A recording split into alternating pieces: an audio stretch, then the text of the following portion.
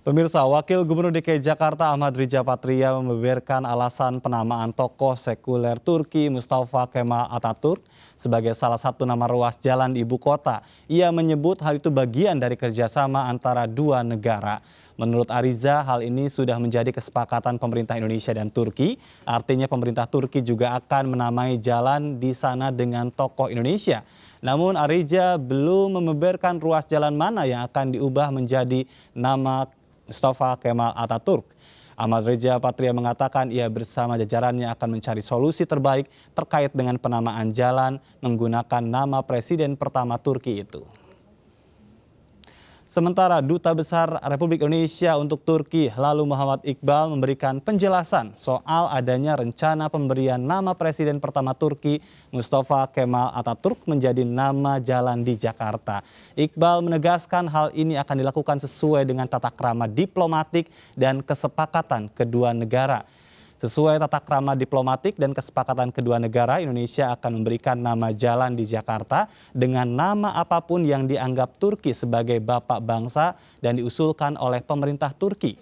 Iqbal menyampaikan bahwa pemerintah Turki telah setuju memenuhi permintaan Indonesia untuk memberikan nama jalan di depan kantor KBRI Ankara dengan nama Presiden pertama Republik Indonesia, Soekarno.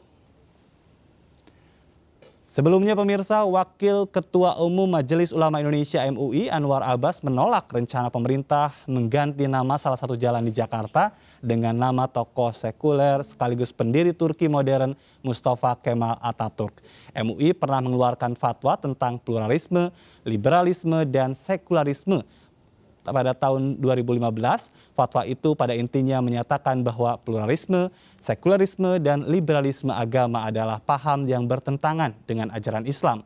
Anwar Abbas menilai banyak hal yang sudah dilakukan oleh Atatürk bertentangan dengan ketentuan yang ada dalam Al-Quran dan Sunnah Nabi. Terkait dengan kontroversi nama jalan Atatürk, kita akan berbincang lebih jauh. Sudah bergabung bersama kami Mas Agung Nurwijoyo, dosen Departemen Ilmu Hubungan Internasional FISIP UI, dan juga sudah hadir ada Sekjen Majelis Ulama Indonesia, Pak Amir Syah Tambunan. Selamat sore. Sore, Mas. Baik, saya ke Pak Amir terlebih dahulu. Apakah pernyataan yang disampaikan oleh Pak Anwar Abbas ini adalah representasi dari pendapat MUI atau pendapat pribadi, Pak Amir?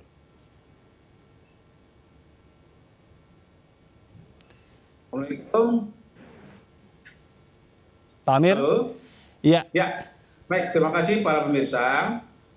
Ada beberapa hal yang ingin saya luruskan ya. Pertama, bahwa apa yang disampaikan dalam kontroversi ini ya sesungguhnya kontraproduktif dengan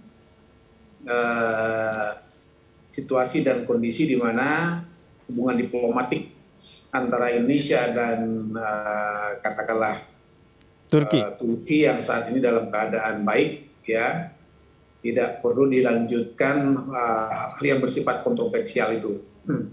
Mengapa? Karena jangan sampai menimbulkan mubazir dari sisi waktu, dari segi pemikiran dan lain-lain.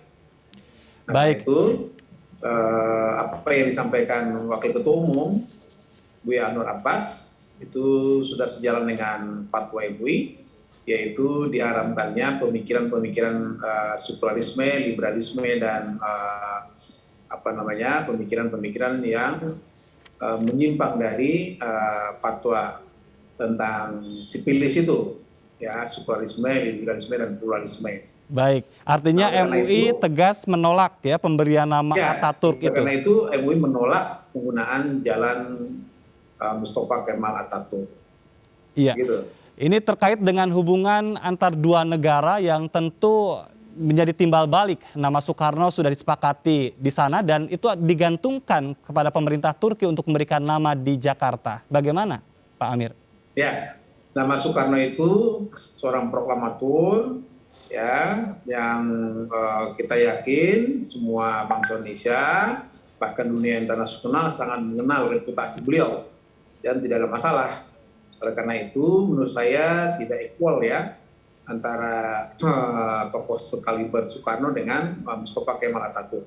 Oleh karena itu, kalau saya sudah memberi komentar yang secara panjang lebar, banyak tokoh-tokoh dari Turki yang lebih representatif, ya, punya pemikiran-pemikiran dan punya wawasan yang lebih luas, seperti misalnya Muhammad Al-Fatih, misalnya begitu. Dan banyak lagi tokoh-tokoh lain sebenarnya yang bisa kita jadikan sebagai representasi pejuang dari saudara-saudara kita di Turki.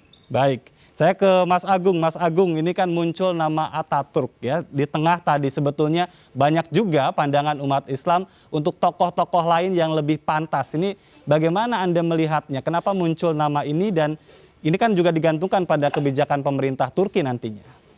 Ya, terima kasih sebelumnya Mas Ajat. Jadi kan satu topik yang menarik dan juga sebenarnya boleh dibilang cukup sensitif ya melihat kondisi di publik Indonesia. Namun sebenarnya kan juga kita perlu kemudian melihat juga kita punya persepsi sejarah yang begitu beragam ya. Dan tentunya kan pemerintah Turki juga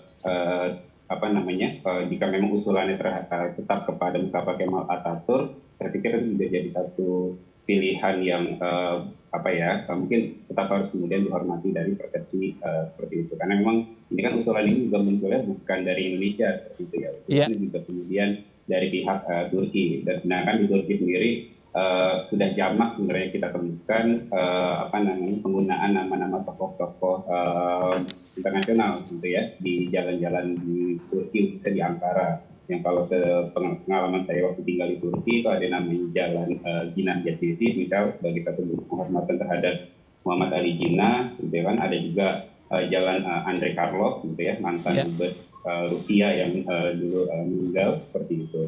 Nah, tapi ini satu hal juga penting bahwa kita perlu kemudian melihat dalam juga sebagai satu pembanding ya, bagaimana kemudian masyarakat Turki sendiri melihat Mustafa Kemal ya. Karena bagaimanapun juga kita nggak bisa kita menghargai dalam posisi kita sebagai negara muslim terbesar, mayoritas muslim dan segala macamnya, tapi juga dalam persepsi masyarakat Turki kan memosisikan seorang Mustafa Kemal Atatürk ini menarik seperti itu. Begitu boleh kita bilang begitu sakral ya mereka dalam posisi masyarakat Turki baik dalam konteks Mas Agung. Bagaimana pemerintah Erdogan sekarang ini terhadap paham-paham Atatürk menurut Anda? Kalau terkait dengan hal itu sebenarnya kan ada banyak tulisan sebenarnya menarik ya berbicara tentang Recep Tayyip Erdogan ini kan. Dan sejauh ini penglihatan saya ya posisi dari AKP sendiri kan sebenarnya cukup kemudian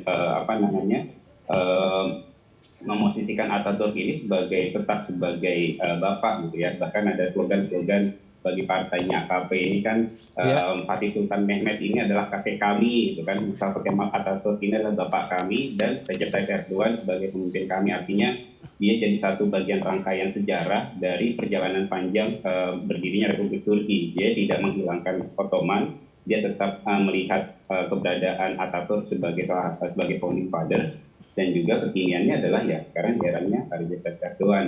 Jadi memang tetap punya posisi yang sakral, mungkin boleh saya bilang seperti itu. Baik, artinya memang sangat besar kemungkinan ya nama itu yang diusung begitu ya? Saya pikir masih besar kemungkinan, walaupun saya rasa juga pemerintah Turki juga tetap memperhatikan ya kondisi domestik di Indonesia seperti itu. Bagaimana animo publik seperti itu. Baik, ke Pak Amir kemudian, ini kan berkaitan dengan fatwa MUI tentang pluralisme, liberalisme, sekularisme. Intinya dari fatwa itu apa? Ya, jadi sebelum saya menjawab itu begini ya. Sebuah negara, ada tiga seperti yang disebut Prof. Ajri Mardi tadi, tipikal negara itu ya, negara sekuler ya.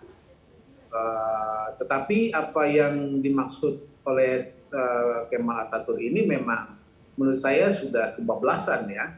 Kebablasan dalam arti sekularisasi, kalau seperti di Amerika negara sekuler tidak campur soal urusan agama, diberikan kepada kebebasan pribadi ya. Tetapi hal yang kedua kalau kita lihat yang dilakukan oleh Kemal Atatürk ini sampai suara azan pun dirubah itu. Bayangkan itu ya. Jadi memang sudah masuk kepada pemikiran yang sesat dan menyesatkan menurut saya. Jadi Baik, dalam fatwa itu kan berlaku di Turki, tidak berlaku untuk di negara kita. Paham itu hanya berlaku di sana. Bagaimana Pak Iya Anwar? betul. Jadi ajaran Islam itu kan universal ya, universal dalam arti karakteristiknya berlaku global. Jadi kalau di Turki seperti itu, perasaan umat Islam di dunia lain seperti apa? Itu kan harus dipikirkan. Jadi tidak bisa kalau hanya berpikiran satu negara saja, sebab ini kan agama yang berlaku universal. Oleh karena itu, dengan segala kelebihan dan kelemahan Kemal Atatürk ini, Ya, menurut saya yang menonjol adalah sisi kelemahannya dalam soal pemahaman keagamaan. baik, Andaikan ini pemikiran beliau tidak terlalu jauh ikut campur memiliki soal-soal agama, tapi soal negara. Bagaimana beliau seorang revolusioner pertama ya, yang mampu melakukan sebuah perubahan setelah Ottoman Empire ya. ya, Ini akan sangat bagus sebagai seorang militer. Gitu. baik. Tapi saya menyayangkan ya seorang militer dia terlalu campur soal-soal agama yang kemudian pada gilirannya ya pemikirannya menyesatkan dalam soal-soal keagamaan. Baik, ini kan terkait dengan hubungan kerjasama Indonesia dan Turki, dan tentu sekali lagi itu nama ditentukan oleh pemerintah Turki. Lalu sikap MUI seperti apa? Adakah langkah-langkah masukan MUI terhadap pemerintah dalam hal ini? Ya, saya kira ada dua hal ya. Pertama, hubungan diplomatik Indonesia dengan Turki itu sudah terpelihara baik sejak lama. Karena itu harus kita jaga dengan baik. Dan yang kedua, karena harus terjaga dengan baik, maka tolonglah diperhatikan aspirasi dari masyarakat Indonesia. Dalam hal ini, kami dari Majelis Ulama Indonesia sangat menghargai jika pemerintah Turki betul-betul bisa melakukan dialog kerjasama hubungan bilateral yang secara simbiosis mutualisme. Baik dalam soal budaya, terutama ya, apalagi soal-soal hubungan diplomatik kedua negara yang sekali lagi selama ini sudah berlangsung lama. Baik. Jadi jangan soal-soal yang seperti ini kemudian mengganggu ya. Oleh karena itu sekali lagi kami berharap mohon diperhatikan aspirasi yang disampaikan oleh Majelis Ulama Indonesia. Terima kasih. Baik, ke Mas Agung kemudian, mampukah Indonesia untuk bisa meyakinkan Turki dengan aspirasi tadi menurut Anda, Mas Agung?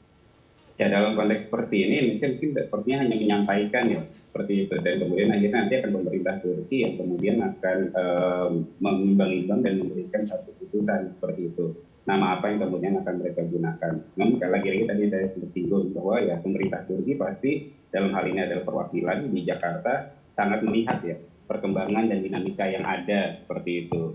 Nah, terkait dengan pilihan-pilihan siapa nama yang kemudian menjadi pilihan gitu ya dalam konteks ini ya pilihan nama seperti itu. Seberapa besar kemauan untuk membuka diri di tengah tokoh yang mereka puja itu ditolak di Indonesia? Nah, itu yang memang jadi satu hal yang menarik ya. Namun kalau dibilang seberapa besar atau berapa ya gimana, tapi memang yang jadi satu hal poin penting ya paling yang memang satu hal yang cukup sulit adalah ya karena memang posisi Atatürk dalam masyarakat Turki sendiri masih dalam posisi yang cukup sakral boleh saya bilang seperti itu, dan ini kan menjadi satu hal yang menarik dan berbeda paradoks gitu ya dengan kondisi yang ada di domestik Indonesia. Maka satu hal yang kemudian penting memang kan ada langkah dialog ya. Itu jadi satu hal yang penting gitu kan, yang juga menyertakan berbagai macam elemen masyarakat Indonesia sehingga kita punya satu hal yang serupa, dan kemudian akhirnya hal ini menghambat justru ya dalam konteks hubungan antara kita dengan Turki seperti itu. Baik, Mas Agung, singkat saja apa yang harus dilakukan untuk bisa meredam ini ya terkait dengan sikap dari terutama umat Muslim di tanah air dan juga tetap mempererat hubungan? Apa saran Anda? Ya, ini adalah dialog gitu. Ini tadi saya sempat singgung gitu. Nah, bahwa ini jadi satu hal yang penting, perwakilan di Turki di Kedutaan Jakarta, ketika mereka juga perlu untuk mendengar dan mereka bisa juga menyampaikan Atatürk itu seperti apa sih di mata mereka seperti itu. Itu kan jadi satu hal yang penting. Kalau kemudian mungkin kita banyak diskursus yang terjadi adalah sebelum Republik Turki itu berdiri, maka mungkin orang-orang Turki, masyarakat Turki punya persepsi yang berbeda bagaimana kemudian menempatkan mereka mungkin dalam persepsi adalah mereka sebagai founding fathers, mereka sebagai tokoh revolusioner gitu ya, yang mereka mungkin anggapnya setara dengan Pak Soekarno seperti itu. Nah ini kan jadi satu hal. Baik, terakhir ke Pak Amir. Pak Amir, terkait dengan dialog, apakah MUI juga akan melakukan itu? Ya, dialog itu merupakan salah satu solusi yang bagus sekali ya. So, dengan dialog ini saya yakin akan terjadi perjumpaan ide, gagasan, pemikiran sehingga segera mengakhiri kontroversi ini. So bagi saya kontroversi itu sesuatu yang kurang bermanfaat untuk kemaslahatan kedua negara.